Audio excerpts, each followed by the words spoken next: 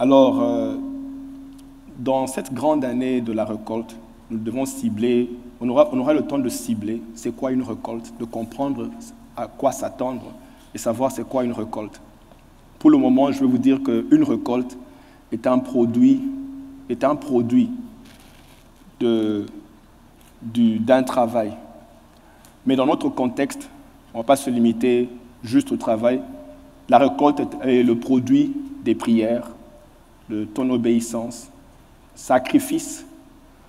La récolte est confirmée dans la parole de Dieu, dans la loi de la semaille et la moisson. Dieu prévoit le temps où on sème et puis il prévoit aussi une période où on récolte. Est-ce que nous sommes ensemble jusque-là? Et donc, dans la vie de tout homme, tu dois t'attendre à une période où tu dois récolter. Tu dois t'attendre à une période où tu dois récolter. Et je veux aussi que tu comprennes que la récolte n'est pas toujours le produit de choses que toi tu as faites. La récolte peut être aussi le produit de ce que quelqu'un d'autre a fait. Est-ce que ça va jusque-là? On se comprend? Donc la récolte peut être le produit de ce que quelqu'un d'autre a fait. Et toi tu viens récolter. Alors, donc cette année de la récolte, comme j'ai dit, la récolte est un produit. Par exemple, Israël a prié, et dans le livre de Genèse, vous voyez, la Bible dit, du moins dans Exode, la Bible dit que Moïse, Dieu rencontre Moïse, il dit, j'ai entendu les cris, et je suis venu répondre, je suis venu délivrer Israël. Quand Dieu dit qu'il est venu délivrer Israël, quand Dieu dit cela, il explique que c'était une réponse aux cris d'Israël. Est-ce que ça va? Est-ce que ça va? Je voudrais prophétiser dans la vie de quelqu'un que tes cris à toi vont trouver leur réponse cette année. Merci, merci, merci. Il y a des gens qui reçoivent. Oui, cette année, parce que, vous voyez, Dieu dit, j'ai répondu aux cris. Donc, ce n'était pas simplement les prières, mais même les cris. Cris, c'est différent de prière. Il a dit, je réponds aux cris. Vous comprenez? C'est-à-dire que les cris étaient dus aux douleurs. Donc, la douleur les a poussés à pousser des cris. Et ces cris-là, Dieu a interprété ces cris et il est venu répondre. Alors, quand Dieu vient maintenant répondre à leurs cris, il leur donne une récolte qui était Canaan. Canaan n'était pas fabriqué par Israël. Canaan était une récolte que Dieu avait mis à part, prévue pour que Israël aille moissonner. Nous sommes ensemble jusque-là. Alors, j'ouvre une parenthèse. Pendant que je priais pour la récolte cette année, alors Dieu me dit que la récolte peut exister, mais elle exige une certaine attitude. Alors, il me montre une personne dans cette église, il me dit, tu vois cette personne-là, si cette année, elle ne fait pas ce que je lui demande de faire, elle sera obligée d'attendre 10 ans avant de récolter ou de rentrer dans cette saison, dans une autre saison. Est-ce qu'on peut dire 10 ans? Vous voyez, c'était pour moi aussi... Dieu ne m'a pas dit ça pour que je dise à la personne. Il m'a dit ça à moi. Donc j'avais le choix de dire à la personne ou pas. Mais pour moi, j'ai retenu, c'était une leçon. Il m'expliquait en fait que les saisons, vous voyez, Dieu travaille avec les saisons et quand une saison arrive, tu dois être pressé d'entrer dans la saison et faire ce que la saison exige. Alors je dis à Dieu, comment est-ce que si la personne ne fait pas ses actes, ne s'engage pas cette année, comment va-t-elle attendre 10 ans? Comment ça? Qu'est-ce qui fait qu'elle va attendre 10 ans? Pendant que je posais la question, je vois un ascenseur. Vous connaissez les ascenseurs. Les ascenseurs ont des portes automatiques qui s'ouvrent à l'étage indiqué. Et quand ils arrivent à l'étage s'ouvre, l'étage s'ouvre, excusez-moi, la porte s'ouvre, mais elle ne s'ouvre pas éternellement. Elle va s'ouvrir pendant une certaine période, et puis elle va se refermer.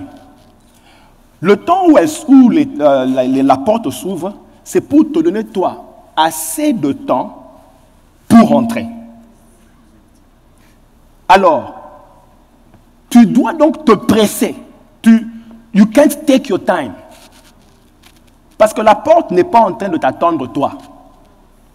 Elle est, en anglais on dit time sensitive. Comment on dit ça en français? Elle est programmée, voilà, elle est programmée s'ouvrir comme ça pendant 5 secondes et te donner assez de temps pour sortir. Mais c'est toi qui dois te presser. Dis un peu presser. Tu dois te presser pour sortir dans le moment indiqué ou sinon la porte se referme. Bon alors voilà, quand la porte se referme, l'ascenseur va continuer son bonhomme de chemin.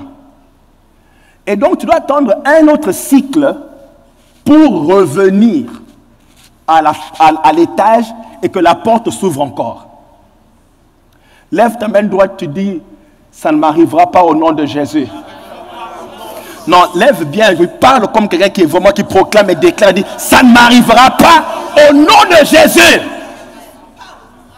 Non. Dis un peu, Père, au nom de Jésus, j'annule les défaits, tout esprit de retard, de ralentissement, au nom de Jésus. Au nom de Jésus. Dis un peu intimidation. Je me lève contre toi. Au nom de Jésus. Merci Seigneur. Alors je demandais à Dieu, est-ce possible? Il me dit, alors il m'explique. Comme je vous dis, c'était un enseignement pour moi parce que je voulais comprendre comment quelqu'un peut encore attendre 10 ans. Malgré les qualifications, malgré le souci même de bien faire. Dieu me dit, tu vois, Israël, Canaan était leur récolte, mais ils ont fait 40 ans dans le désert. Alors, les 40 ans là ne sont pas prévus par Dieu. Les 40 ans, c'est parce qu'ils hésitaient, et ils étaient tout le temps en train de murmurer. Je vous expliquerai un peu l'importance des choses que tu dis. C'est parmi la série d'enseignements que je vais donner, mais j'ouvre une parenthèse. Je vous ai dit que j'ouvrais beaucoup de parenthèses. Mais parmi les choses que je veux dire, vous devez faire très attention aux choses qui sortent de la bouche. Très, très attention. Vous voyez, la Bible insiste que dans le désert, Israël murmurait. Et vous allez voir ça plusieurs fois. Il murmurait. C'est quoi une murmure? Murmure, on dit une murmure, c'est ça? C'est quoi un murmure? Un murmure, c'est quand tu vois quelque chose qui ne va pas, tu en parles sans le corriger. Sans parler de la solution, tu parles de ce qui ne va pas. Et tu parles à la mauvaise personne. Ça, c'est ce qu'on appelle murmure. Vous voyez? Si je me lève et que j'ai un problème ici, je me lève. Au lieu de parler du problème, je commence à aller expliquer à tout le monde, ça devient un murmure. Vous comprenez? Alors, Dieu maintenant a frappé Israël parce qu'ils ont passé le temps à parler des choses. Ce sont ces mêmes choses-là qui les ont retardés. Et donc, le diable peut utiliser notre bouche pour nous mettre en retard. C'est pour ça que la Bible dit que ton oui soit oui et que ton non soit non. Ce qui vient de plus vient du diable. Maintenant, je vais vous poser la question. Quand est-ce que tu sais que le diable est en train d'utiliser ta bouche? Israël fait 40 ans dans le désert. Et donc, c'est une autre génération qui a récolté. Pourquoi? La saison était passée. Il fallait maintenant attendre une autre génération. Et je prie, toi qui es sur cette terre et qui écoutes le son de ma voix, que tu ne rates pas ta saison à toi. Amen. Non, tu ne peux pas. D'ailleurs, je dirais, vraiment, au nom de Jésus, je place un embargo sur l'échec dans ta vie. Amen. Crie un bon Amen. Crie un bon Amen. Prolonge-les un peu, Oh! Non! Embargo sur l'échec dans ta vie. Amen.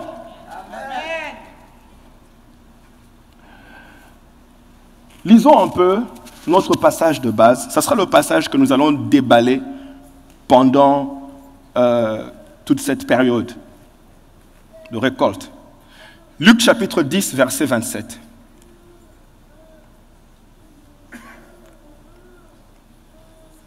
Luc chapitre 10, verset 27. Je vais lire. Il répondit, « Tu aimeras le Seigneur ton Dieu de tout ton cœur, de toute ton âme, de toute ta force, de toute ta pensée, et ton prochain comme toi-même. » Nous aurons le temps de déballer ce passage. Et comme je dis, aujourd'hui, je vais toucher à plusieurs points. Vous savez, au début de chaque année, les gens, d'une manière générale, réorientent leur vie avec le souci d'avoir une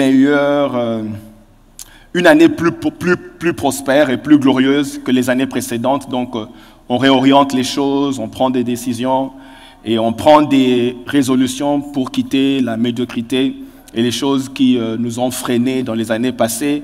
On se dit, maintenant, voilà, cette année, plus rien ne sera comme avant. New Year's Resolution, on va dans les gymnases, on fait beaucoup de choses. Qui a déjà pris ces New Year's Resolution? Il y a les gens? Yeah, New Year's, yeah, good. C'est une bonne chose. Et on planifie d'ajouter. D'abord, on prend la résolution de quitter les choses qui nous ont rendus médiocres. Mais on planifie aussi d'ajouter dans nos vies des choses qui vont nous rendre meilleurs. Des choses qui vont nous rendre meilleurs. Ce qui fait que quand nous planifions d'ajouter dans nos vies des choses qui vont nous rendre meilleurs, ça fait que nous sommes toujours à la recherche de quelque chose de plus qui va venir de l'extérieur pour occasionner le progrès. Alors on se dit, peut-être que si j'ajoute ceci, si je vais là-bas, si je fais ceci, ça va ajouter, je vais ajouter quelque chose qui va occasionner le progrès dans ma vie. Mais je pense que la chose que nous négligeons de faire, et qui est même, je dirais, très importante, ou peut-être plus importante, que d'aller nécessairement ajouter des choses dans nos programmes et nos horaires, ou des choses de l'extérieur qui vont nous améliorer. Une chose que nous négligeons de faire qui est très importante, c'est d'utiliser au maximum ce que Dieu nous a déjà donné. Je répète, une chose que nous devons faire, ou que nous ne devons pas négliger de faire, c'est d'utiliser au maximum ce que Dieu nous a déjà donné pour notre progrès. Vous voyez, je suis convaincu que le problème n'est pas les choses que nous n'avons pas, mais le grand problème, c'est que nous faisons défaut. Le grand problème, c'est que nous faisons défaut d'utiliser ou de maximiser ce que Dieu nous a déjà donné. Vous voyez la parabole du talent. Parabole de talent. Il y avait 3 personnes à qui Dieu a remis le talent. Dieu avait déjà donné le talent, aux 3. Est-ce que vous pouvez dire Dieu avait donné? Vous voyez, Dieu avait, suivez-moi très bien ce que je vais dire ici. Dieu avait donné le talent. Est-ce que vous pouvez dire Dieu avait donné? Vous voyez, ces 3 personnes-là n'étaient pas obligées d'aller chercher quelque chose d'autre parce que Dieu avait donné. Et ce qu'eux, ils devaient faire, c'est de maximiser ce que Dieu avait déjà donné. Est-ce que vous me comprenez? Alors maintenant, ce qui a rendu celui qui a reçu le seul talent, ce qui l'a rendu pauvre, c'est le fait de n'avoir pas maximisé le seul talent qu'il avait. C'est-à-dire que Dieu donne, mais comme il a négligé ce que Dieu lui a donné, il est devenu pauvre.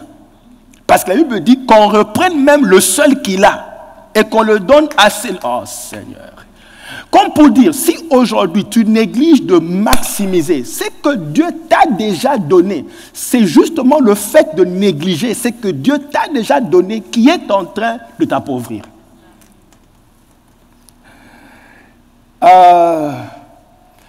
Écoutez ce que le monsieur a dit dans Matthieu 25, 25. Il dit, « Je suis allé cacher ton talent dans la terre. » Tu me l'as donné, oui. Mais je suis allé... Oui, j'ai eu le certificat. Je l'ai eu. J'ai eu le certificat. J'ai eu le diplôme. J'ai eu l'imposition de main. Oui, j'ai eu. J'ai jeûné. Oui, j'ai fait toutes ces choses-là. J'ai eu des grands rêves. Et j'ai un grand projet. J'ai des projets. J'ai eu la formation. Mais j'ai caché. Après avoir eu tout ça, même les rêves que j'ai eus, je suis allé cacher ça dans la terre. Est-ce qu'on peut faire Il dit, j'ai eu ces rêves, j'ai eu ça, mais je suis allé cacher. J'ai même eu le rêve de ce que je devais faire. J'ai pris le rêve et je l'ai caché dans la terre. Ce qui fait que tu peux regarder cette personne-là, tu auras l'impression qu'elle n'a rien. Tu peux penser que Dieu ne lui a pas béni. Et pourtant, Dieu l'a béni avec beaucoup de bien, seulement qu'elle a pris ces choses-là et a caché dans la terre. J'ai dit que au début de l'année, on cherche à ajouter dans nos vies les choses qui vont nous améliorer pendant que nous négligeons ce que Dieu nous a déjà donné. Et j'ai dit que quand on néglige ce que Dieu nous a déjà donné, c'est justement le fait de négliger ce que Dieu nous a donné qui nous appauvrit. Parlons un peu de la force. Vous voyez le passage que nous avons lu tout à l'heure. Il répondit, tu aimeras le Seigneur ton Dieu de tout ton cœur, de toute ton âme, de toute ta force, de toute ta pensée, et ton prochain comme toi-même. Regardez ici. Dieu dit, tu aimeras ton ton Dieu de tout ton cœur. Le cœur, tu l'as déjà. Ce n'est pas quelque chose que tu iras chercher, n'est-ce pas? Ok. L'âme, de la même manière. L'âme, tu as déjà l'âme. Ce n'est pas une chose que tu vas aller chercher ailleurs. De la même manière, la force, tu l'as déjà. Ce n'est pas quelque chose que tu vas aller chercher. Est-ce que nous sommes ensemble jusque-là? Alors Dieu dit maintenant je veux me concentrer, et peut-être pendant une bonne période de cette année, je voudrais parler de la force. Il dit, de toute ta force. Ça veut dire que tu as déjà cette force-là. De la même manière que tu as l'âme, de la même manière que tu as le cœur, ce n'est pas des choses que tu vas chercher, tu as déjà ces choses-là. Alors il dit maintenant, tu aimes l'Éternel avec la force que tu as. Vous savez, a priori, quand tu te regardes au miroir, tu te dis, quand tu te regardes au miroir, tu te dis que tu n'as pas, tu vois que tu n'as pas les muscles comme, je ne sais pas moi, Hulk Hogan, ou comment, Arnold Schwarzenegger, voilà. Quand tu parles de force, tu imagines déjà les muscles de quelqu'un de costaud, tu te dis, je ne suis pas assez fort ou bien assez costaud pour faire la différence.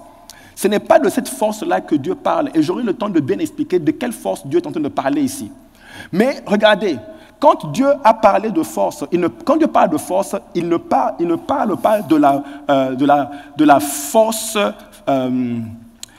attendez, je ne voudrais pas... Oui, il y a une qualité de force que Dieu est en train de citer ici. Elle inclut aussi la force physique, mais il y a une qualité, je reviendrai sur ça. Mais vous voyez, deux fois nous nous disqualifions parce que tu te regardes mal. Vous voyez, tu te disqualifies, tu regardes le grand projet, tu trouves que le projet est tellement grand, tu te regardes toi-même au miroir et tu ne vois pas ce qui en toi peut occasionner ou te permettre de faire un aussi grand projet. Je voudrais te dire ce matin que Dieu t'a qualifié. Juste quelqu'un pour moi, tu dis Dieu m'a qualifié. Oui, juste quelqu'un pour moi, tu dis Dieu m'a qualifié. Voilà, tu dis, c'est de toi qu'on parle, tu vas faire ce grand projet-là. Oui. Vous voyez, Dieu dit à Gédéon, Gédéon regarde le grand projet. Il regarde le grand projet et il se regarde, il se dit avec quoi, vous voyez, il dit avec quoi vais-je délivrer le peuple? Il dit je suis le plus petit de la maison de mon père. Et même plus tard, il dit, mais écoutez ce que Dieu lui dit. Dieu lui dit dans 6.4, juste 6.4, il dit, va avec cette force que tu as. Dis un peu, va avec cette force que tu as. Dit un peu cela. Va, écoutez, Dieu dit à Gédéon, tu dois délivrer tout Israël. Gédéon se regarde lui-même. Il dit, avec quoi vais-je délivrer toute ma famille avec tous les problèmes qu'il y a? Dieu lui dit, tu n'as pas à aller chercher quelque chose d'autre à l'extérieur de toi-même. Tu ne réussis pas parce que tu as ajouté quelque chose. Tu vas réussir avec ce que j'ai déjà mis en toi. Tu pourras amener la restauration de la famille avec ce qu'il y a. Aidez-moi ici. Tu feras ce grand projet grandeur avec ce que j'ai déjà mis en toi. C'est déjà là la force nécessaire pour avoir le succès dans ce grand projet. C'est déjà en toi. Oh. Dis, c'est déjà en moi. Il faut bien le dire. Dis, c'est déjà en moi. Dis, je sens ça même déjà. Dis encore, je le sens, je le sens. Dis, je sens en moi la force. Dis, je sens en moi la force de terrasser les Goliaths. Je sens en moi la force. Oh, dis un peu la force. Ah, Dieu dit à Gédéon, tu n'as pas à aller ajouter des choses. La force pour amener ce changement dans ta génération. Aïe, Gédéon se regarde, il dit, est-ce que Dieu, as-tu bien regardé? Israël est malmené par les Madianites depuis des années. Je suis le plus petit de ma famille. Et ma famille est la plus petite de mon clan. Tout ça, Dieu, est-ce que tu as bien regardé? Dieu, merci Seigneur, merci. Frotte un peu tes mains comme ça. Dieu regarde Gédéon. Il regarde Gédéon dans les yeux. Il dit, c'est que toi tu n'as pas fait, Gédéon, c'est que tu as négligé quelque chose que j'ai déjà déposé en toi, qui te donnera la capacité de changer l'histoire de ta génération. Il dit, c'est déjà en toi. Ça existe en toi. Et puis il dit, va avec cette force. Où est le passage? Où est le passage? Remets-moi ça, remets-moi ça. Il lui dit, va avec... Nous sommes ensemble. Il lui dit, va avec quelle force? Non, mais attendez. Donc, Dieu pointait la force. Je suis sûr qu'avec le doigt, il disait, va avec cette force que tu as. Dieu n'a pas dit, je prendrai la force et puis je vais transférer, je te donnerai quelque... Non, il a dit, va avec cette force. Ta famille peut changer avec cette force. Tes finances peuvent être bouleversées. Tu es déjà millionnaire avec cette... Il lui a dit avec cette force. Tu as déjà la force. Mais il dit à Gédéon, c'est justement ça. Tu as négligé ce que tu as déjà pour changer ta génération.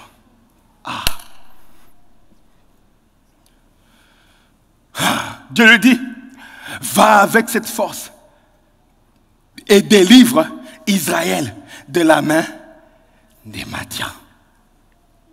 Vous savez, Dieu n'était pas en train de dire à Gédéon d'aller se battre. Dieu n'a pas dit ça à Gédéon. Suivez-moi très bien. Dieu n'a pas dit à Gédéon, va te battre. Ou bien Dieu n'a pas dit à Gédéon, c'est-à-dire que quand tu vas te battre, suivez-moi ici. Dieu n'a pas dit va te battre. Suivez-moi très bien. Dieu n'a pas dit va te battre. Parce que si tu dois aller te battre, ça veut dire que la victoire n'est pas certaine. Elle n'est pas sûre. Va seulement au combat. Quand on dit va te battre, c'est comme quand on dit à Mike Tyson, monte sur le combat contre Ivan de Holyfield, va te battre. Mais on ne peut pas garantir que tu auras la victoire. Ça, c'est la bataille. Mais Dieu dit, va délivrer. Remettez-moi le passage. Est-ce que vous voyez ça? Il dit, qu'est-ce qu'il dit là-bas? Va, nous sommes où, lisons. On y va deux.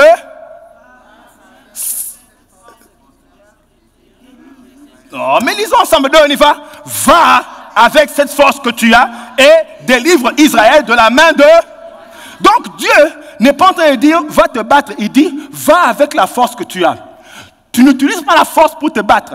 Utilise la force pour Délivré. Ayabakasha. Donc, il n'est pas en train de dire, va pour voir si tu auras la victoire ou peut-être, maybe, maybe not, we don't know. Non. Il dit, tu es en train d'aller pour... Autrement dit, la victoire a déjà été remportée. J'ai seulement besoin de quelqu'un qui peut venir collecter la victoire. Il dit, la victoire est quelque part. Mais on ne peut pas la voir, on ne peut pas voir la victoire si personne ne va faire collection. Amen. Dis un peu, this is my year of collection. Collection year. Non, collection. You will collect. Dieu dit, va récolter. Ne va pas chercher. La victoire est déjà là. Tu as déjà triomphé. Ce qu'il te faut, all I need. J'ai seulement besoin de quelqu'un qui peut se lever le matin, bien s'habiller et aller me prendre cette victoire que j'ai déjà laissée là-bas. C'est-à-dire, va collecte. Va récolter. Lève ta main droite, tu dis, Père, au nom de Jésus, cette année, je veux récolter. Je veux récolter. Je veux récolter. Dieu est en train de dire ceci, que le contrat de business est déjà là. J'ai seulement besoin de quelqu'un qui va bien s'habiller le matin et aller frapper à la porte pour collecte.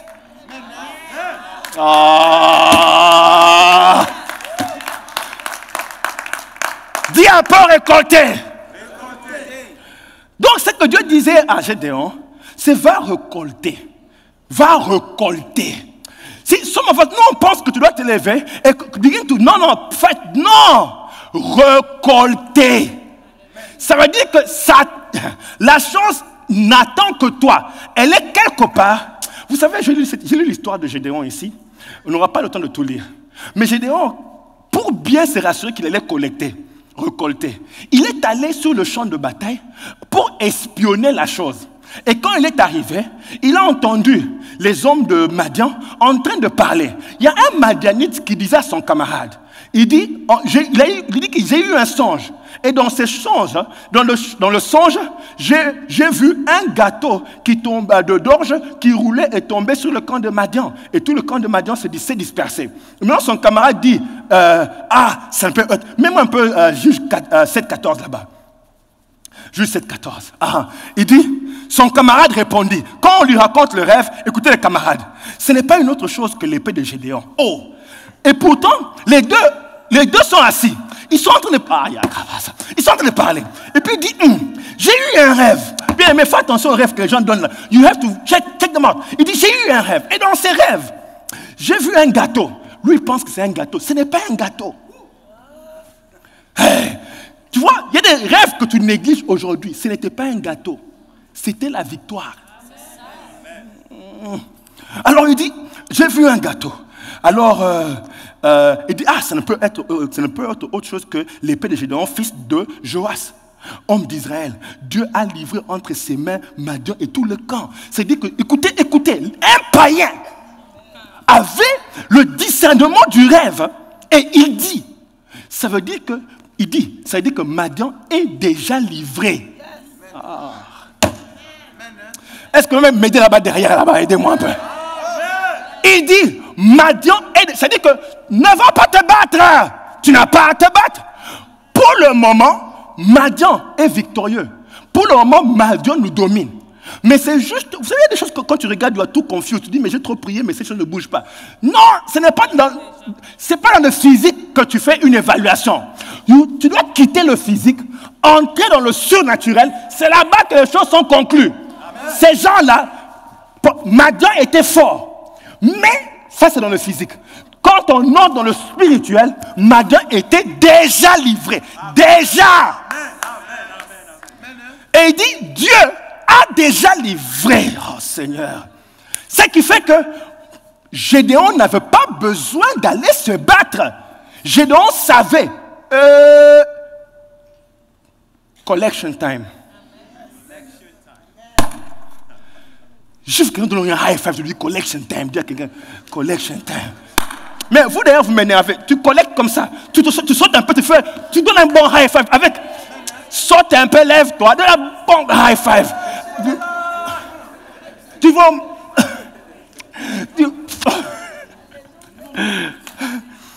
Collection time.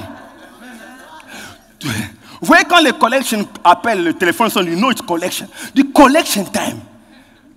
2018, it's collection time. Tu vas récolter. Dieu est en train de te dire que c'est déjà livré. Delivery. Ah! Il dit c'est déjà livré.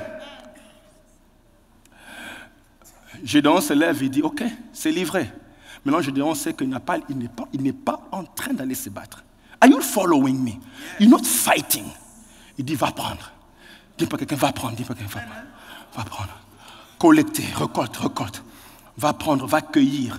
Le fruit est déjà mûr. Vous voyez les mangues, ça me fait penser aux mangues. Belle mangue, la juicy. La mangue est en train de... Elle est en train de se pencher. Elle est un peu s'incline comme ça. Elle n'attend que juste quelqu'un qui vient collecter.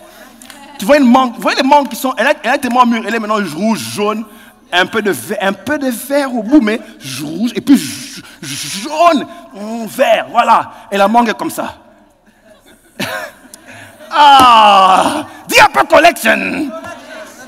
Alors, vous savez, c'est un peu comme, vous voyez ce rêve-là de Gédéon n'est pas différent de ce que Dieu disait, ce que Jésus-Christ disait aux disciples. Quand il a dit, vous voyez, vous dites qu'il y a encore 4 mois jusqu'avant la moisson. Mais moi, je vous dis, levez les yeux, regardez, les champs qui ont déjà blanchi. C'est-à-dire que Dieu explique, tu n'as pas, you're not waiting for, n'attends pas un jour. Ça, c'est des choses qu'il faut faire maintenant.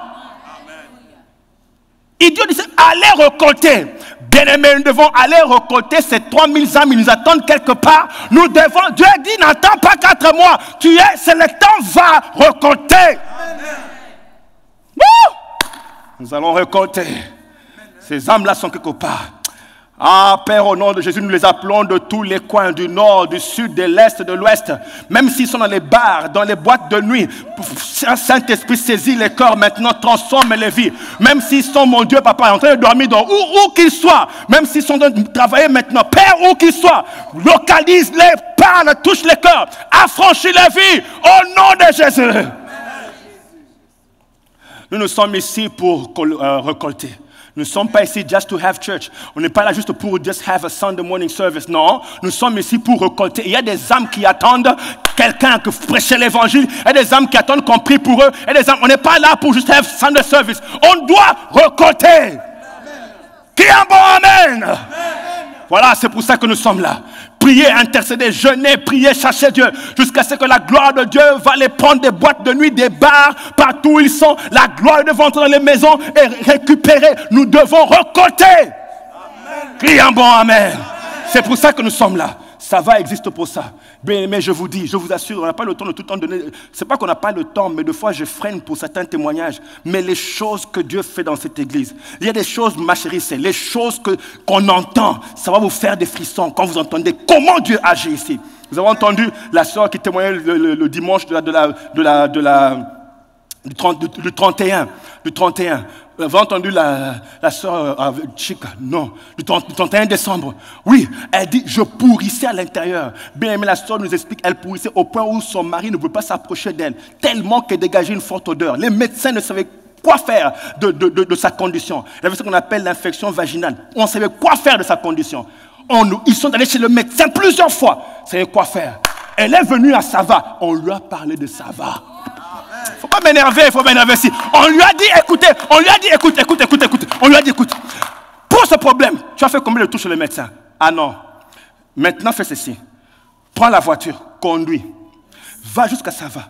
Bien aimé, moi je trouve que c'est une grâce excellente. Parce que je suis sûr qu'elle a traversé beaucoup d'églises sur la route. C'est pour ça que je ne néglige pas les choses que Dieu fait ici. Elle a traversé beaucoup d'églises. Elle est venue jusqu'ici. Elle vient, je me rappelle, un dimanche après le culte. On a fini. On n'avait même pas prévu. Elle me dit, on va attendre jusqu'à ce que tu pries pour nous. On commence à prier pour elle. Le même jour, elle rentre à la maison. tous les symptômes, les douleurs. Elle avait des maux de tête au point où son mari pensait que... Elle est là. Ah, je crois que c'est là. Elle avait des maux de tête au point où elle disait 2 fois, j'avais l'impression que j'allais délirer. Son mari dit, elle va parler. C'est des maux de tête terribles. Elle m'a montré un sac de médicaments. Elle m'a dit, regarde, tout ce que les médecins m'ont donné n'ont pas résolu. Mais juste un toucher. Dis un peu Jésus, juste touche-moi seulement, une fois. Jésus touche une fois. Elle rentre à la maison, elle appelle quelques jours après. Elle appelle et dit, papa, tous les symptômes, every single one of them. Alors moi, c'est pour ça que nous sommes ici. Il y a des vies à restaurer, des santé à récolter. J'ai mal parlé. Il y a des santé à récolter. Il y a des millionnaires à récolter. Je crois ça, parce que l'évangile doit être financé et il y a 4, 5, 3 personnes ici qui ont assez d'argent pour dire ça coûte combien la grande convention, prenez les chèques. Hey! Seigneur, c'est pour ça que nous sommes là. Not just church. On est là pour changer les choses. Notre génération attend. Et Dieu dit, va avec cette force-là. Oh! Maintenant, écoutez-moi. Si la victoire est à récolter, pourquoi alors Gédéon a besoin de force? Dis un peu good question. Suivez, je veux parler en quelques minutes. La force, une force, quand elle entre en action, elle devient un travail. Une force qui est seulement en toi et qui ne passe pas à l'action, elle est latente. Personne même ne saura que tu as la force. Tu peux expliquer à tout le monde, j'ai la force. Nous ne pouvons voir la force quand elle entre en action. Mais quand cette force-là maintenant entre en action, elle devient un travail. J'aurai le temps de bien déballer tout ça. Alors, ça veut dire que la récolte n'est accessible que par le travail. Dieu lui dit, va avec la force. C'est-à-dire, utilise la force que tu as. Autrement dit, entre en action ou travaille. Et tu auras la récolte. Ce qui veut dire que la récolte n'est pas quelque chose qui est donné aux fainéants. Donnez-moi 3 amen, je continue. Ce n'est pas aux fainéants. Et je vous expliquerai c'est quoi travailler. Parce que la Bible dit ceci, que dans Proverbe 14, 3, 23, tout travail procure l'abondance. Donc, une récolte est produit de travail. Tu ne peux pas chercher. Tu ne peux pas dire que la récolte vient chez toi. Il dit va. Autrement dit, tu dois aller prendre la... Tu dois aller. Ce n'est pas une chose qui vient. Tu vas. Il dit, tout travail procure l'abondance. Écoutez, Jésus était venu sauver l'humanité. Hein, vous suivez, n'est-ce pas? L'humanité. Sauver des âmes. Mais la Bible dit, voilà comment Jésus a eu le succès dans son travail. Ésaïe 53, verset 11. Est-ce qu'on peut lire ensemble? On y va 2.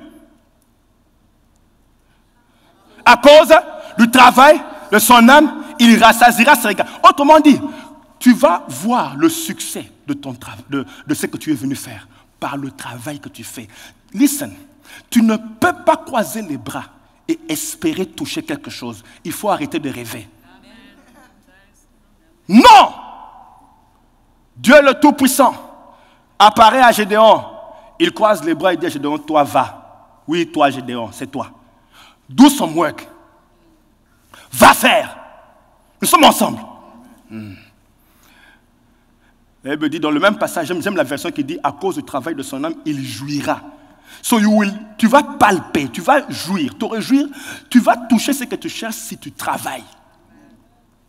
Vous allez me dire, bien aimé, on parlera du travail.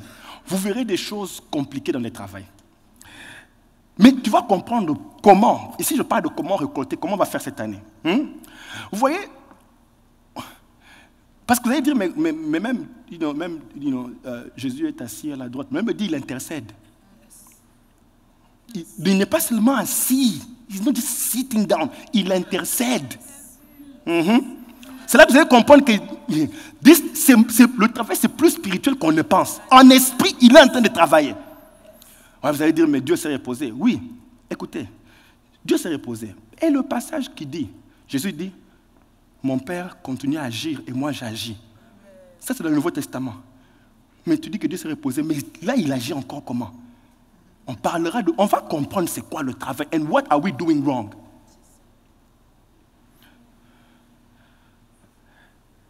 Vous savez, la Bible dit ceci dans le Proverbe 10, verset 5. Écoutez ce que la Bible dit. D'ailleurs, même, je préfère qu'on lise ce passage ensemble. On y va?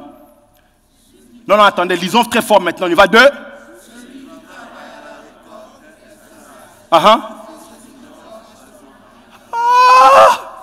Mérite quand? Est-ce que, aidez-moi, gifle-moi seulement une seule personne, tu lui dis, mais arrête ça. Tu dis, arrête ça, stop it. Non, il ne faut pas régler les comptes ici. Je veux dire, je ferai même ma dette. Non, pas ça. Ça, c'est après. Bien aimé, vous voyez, la Bible dit, c'est lui qui travaille à la récolte. Est un sage. Mais c'est lui qui dort à ce moment-là mérite qu'on les gifle. Ah non, quoi? Non, mais bien aimé, attendez. Non, même Dieu, ça énerve quand tu fainéantes tôt. Il dit, giflez-moi celui-là. Mais écoutez-moi très bien. Dieu envoie Jonas pour aller récolter une bonne moisson à Ninive. Jonas se lève, au lieu d'aller à la récolte, il change de camp, il va dormir sous la cour dans un bateau. Lui, il va dormir dans un bateau. Les païens maintenant regardent un grand prophète de l'Éternel. Ils le méprisent au point où ils disent, il est une malédiction, jetons-le. Un prophète devient une malédiction. Tu deviens une malédiction quand tu ne fais pas le travail que Dieu attend. Tu es devenu une malédiction. Les païens vont préférer te mépriser. Tu deviens méprisable. Tu vas seulement expliquer, non, j'ai Dieu. Montre-le nous. Attendez.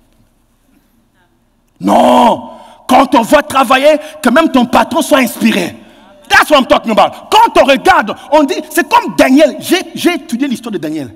Mais Daniel, dans tous les gouvernements, il était au top. Il y avait les Mèdes au top, les Perses au top, Babylone au top. Il était au top avec tous les présidents. Pourquoi? Chaque fois qu'un roi mourait et l'autre qui vient a un problème, on lui dit non, il y a quelqu'un dans ce royaume.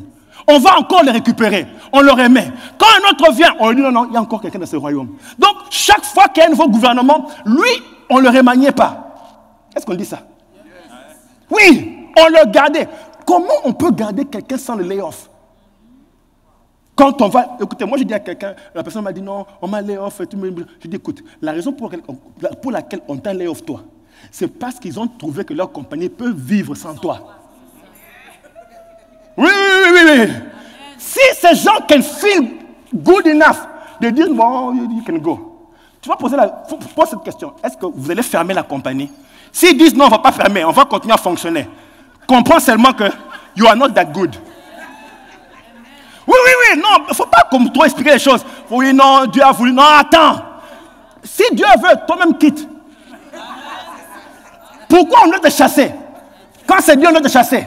Non, si on t'a laissé partir, on s'est seulement rendu compte qu'on peut survivre sans toi. In fact, we might make more money. Because you sit around and tu ne fais rien. On te paye. Maybe if you cut off your paycheck, out of our budget, on va se rendre compte que ça ira mieux. Oh! Il faut que les gens sentent que tu as Dieu. Travaille dur. Sinon les païens vont te mépriser. Pourquoi parler de Dieu? You can't prove. Ce n'est pas seulement... Écoutez, je ne parle pas de la démonstration de la puissance de Dieu ou quoi. Je parle de la qualité, l'excellence des choses que tu fais. Même les païens attirent beaucoup de gens, inclus les chrétiens. Il faut voir quand ils font des concerts. C'est tellement beau à voir que même les chrétiens sont attirés. Mais quand les chrétiens font... No comment. Non, c'est vrai. Des fois, on doit réfléchir. Comment voulons-nous attirer des païens qui sont tellement habitués à l'excellence et nous, we expect, on veut qu'ils viennent avec la médiocrité, mais on veut qu'ils viennent. Ils savent à quoi ça ressemble quand c'est beau. Ils savent how it sound quand c'est excellent. Ils savent comment ça sonne. Ils ne sont pas musiciens, mais ils savent. Ils vont venir s'asseoir et vous écouter. You are messing around. Ils écoutent, mais ça c'est quoi? Nous on est habitués à des choses excellentes. Vous savez, Dieu se révèle dans les choses qu'on fait. Et il faut que ces choses-là montrent que Dieu est là. Quand on a regardé Daniel, écoutez, comment il s'appelle? Joseph arrive devant Pharaon. Il explique les choses et comment aider l'économie de l'Égypte. Écoutez Pharaon. Pharaon n'a même pas posé la question de savoir qui est ton Dieu. Il a dit le Dieu de Joseph. Mais pourtant, Joseph n'a pas dit, ta Torah spirituelle, tu iras en enfer, donne ta vie. Non, Joseph n'a pas expliqué ça. Il a révélé le degré d'excellence tellement élevé que tous les sorciers, tous les sages de l'Égypte, Pharaon regarde et dit, non, tout le monde ici, on dirait qu'ils sont devenus des enfants devant toi. Tu es leur professeur ou quoi? La qualité, l'excellence, c'est tellement beau. Quand on l'écoutait expliquer, écoutez l'économie, voilà comment ça marche. Si vous travaillez dur sur ça, il a tellement bien expliqué qu'ils ont dit il a Dieu. Au même moment, on a fire le directeur d'économie. Et on a créé un nouveau poste. Vice-premier pharaon. Ça n'existait pas, mais on a créé. On a dit, on met un vice-pharaon. Voilà. Un poste qui n'existe pas. On l'a créé pour quelqu'un d'excellent. Et nous, on va penser qu'on va présenter au monde du n'importe quoi. Et we really believe qu'ils vont croire en Dieu. Oh, arrêtons ça. Travail dur. La Bible dit, c'est lui qui travaille. C'est lui qui travaille, non. C'est lui qui est excellent dans son œuvre, ou celui qui est diligent dans son œuvre, se tient devant les rois. On ne dit pas celui qui est ouin, on dit celui qui est excellent. Parce que des fois, nous pouvons être ouin ici, on prie beaucoup, mais quand il faut travailler, c'est qu'on fait médiocre. Dis un peu travailler. Travailler. Qu'est-ce qui nous prouve qu'on peut changer le monde avec le degré de médiocrité que nous avons? Non, les chrétiens, nous avons exagéré. Quand on dit qu'on sert Dieu, c'est toujours le minimum possible, minimalement possible.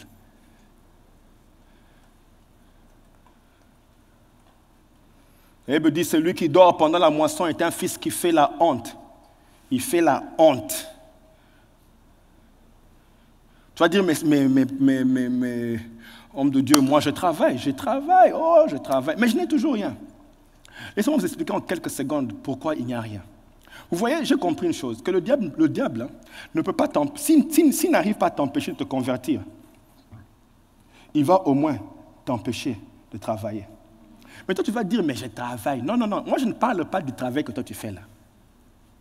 Laissez-moi vous montrer une chose. Ce que le diable sait, c'est qu'il sait que tu as ce qu'il faut pour changer ta génération. Il sait ça, parce que Dieu dit, va avec ta force. Donc il sait que tu as la force. Mais s'il peut trouver un moyen de te manipuler et t'aveugler au point où tu prends la même force, tu fais autre chose avec, ce qui fait que tu deviens distrait avec la force que tu as. Laissez-moi vous expliquer. Vous voyez Samson. Samson avait la force, mais on lui a donné la roue. Avec la force qu'il avait, il faisait comme ça. Moi, je me suis dit, mais ces Philistins ici, ils sont inspirés par le diable. Donc, on les a inspirés à... Si on te laisse seulement assis avec la force que tu as, à un moment, tu commences à te dire, non, I have to do something. So, on doit faire semblant. Parce que vous voyez, une force, hein, c'est comme l'électricité. C'est comme un feu en toi. Tu es assis, mais tu as envie de faire quelque chose. Ah, je ne sais pas. Vous comprenez, quand la force est en toi, ça bouillotte. Tu sens ça, tu as envie d'utiliser. Alors Satan se dit non, si je peux t'aider à utiliser la force, mais in the wrong thing, dans la mauvaise chose, tu auras l'impression que tu es en train d'utiliser la force, mais tu n'aboutiras à rien. Regardez Samson. Fort! Il utilise la force. On ne l'a pas laissé tranquille. Il fallait lui donner quelque chose à utiliser, à faire. Regardez comment il s'appelle. Regardez la parabole des talents. Hein. Dans la parabole de talents, le roi, il vient demander, il dit, Aux autres, dis non, j'ai maximisé, j'ai eu ceci, j'ai multiplié. Et puis demande au dernier. Écoutez ce que le dernier dit. On l'a appelé paresseux. Pas parce qu'il ne faisait rien. Bien aimé, on aura le temps de comprendre ces choses. Pas parce qu'il ne faisait rien. Il a fait quelque chose. Il a travaillé dur. Il a creusé. Et il a caché. C'est un travail. Donc avec la force que lui, il avait.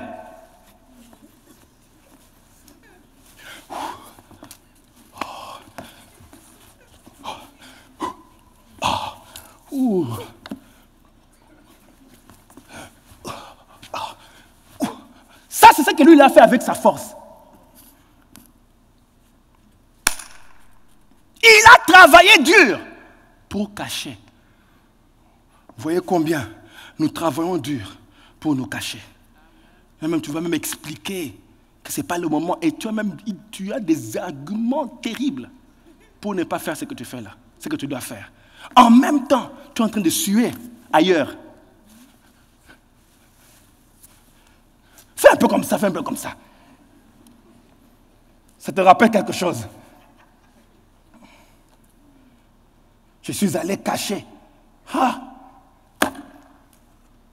Tu as la force qui pouvait t'amener à la promotion. Cette même force-là, le diable t'a corrompu. He's using it. Abusing you. Gédéon, avec la force qu'il avait, il pressait le froment. Il est assis avec le froment. Il est en train de presser le froment. Il avait la force, hein, mais cette force-là était pour presser le froment. Le froment. Donc vous allez me dire, bien aimé, que toi tu n'as rien. Pendant que la force, Dieu attend que tu fasses quelque chose, tu es en train de presser le froment. Dis un peu, assez c'est assez. Non, mais dis un peu, assez c'est assez. Bien aimé, cette année ici, tu vas quitter de presser le froment et tu vas entrer dans les choses que Dieu attend pour toi. Tu es ici en 2018 pour collecter. Tu vas récolter. Dis un peu, je veux récolter cette année.